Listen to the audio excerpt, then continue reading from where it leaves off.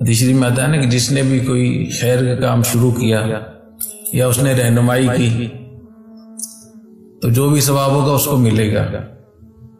تو ہمارے حضرت رحمہ اللہ تعالیٰ نے یہ ادارہ قائم فرمایا ہے. جتنی آپ یہاں نمازیں پڑھتے ہیں، جتنے روزے رکھتے ہیں، جتنی سبحان اللہ اور ذکر اللہ کرتے ہیں، قرآن حدیث پڑھتے ہیں، دین کی خدمات کر رہے ہیں، پورے پاکستان دنیا میں حضرت کا ثواب مل رہا ہے نہیں مل رہا؟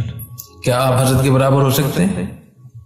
انبیاء علیہ السلام کے برابر کوئی صحابی نہیں ہو سکتا، اس لیے کہ امت کے جتنے بھی اعمال ہوتے ہیں وہ سارے کے سارے تو نبی کے ہوتے ہی ہیں اور نبی کے اپنے اعمال بھی ہیں.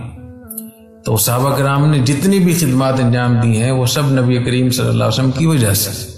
تو اگر بادشاہ عادل ہے تو اس کے دائرہ کار میں، اس کی ریاست میں جتنی بھی نیکیاں ہو رہی ہوں گی اس کا ثواب اس کو ملے گا، پورے ملک کا ثواب.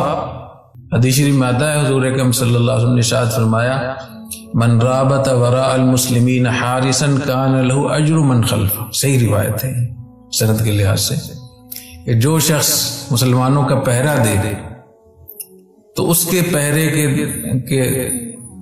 علاقے میں جتنی بھی نیکیاں ہوں گی اس کا اجر اس کو ملے گا. یہ پولیس کا جو محکمہ ہے بہت بڑی عبادت تھی. اگر یہ لوگ صحیح ہوتے تو ایک تھانے میں اگر وہ صحیح ذمہ داری ادا کریں تو اس تھانے میں جتنی بھی نیکیاں ہوں گی اس پولیس کو ثواب ملے گا. اور فوج جس علاقے کا پہرا دے رہی ہے اس علاقے میں جتنی بھی لوگ نیکیاں کر رہے ہیں اس کا ثواب اس کو ملے گا. اس حدیث شریف کی روح سے سبحانک اللہم و بحمدک اشہد ان لا الہ الا انت.